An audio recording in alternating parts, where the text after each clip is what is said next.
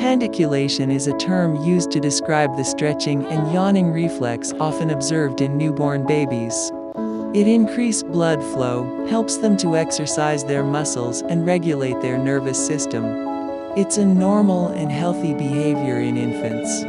Overall, pandiculation plays a crucial role in maintaining the health and functionality of the musculoskeletal system, especially in newborns as they adapt to life outside the womb.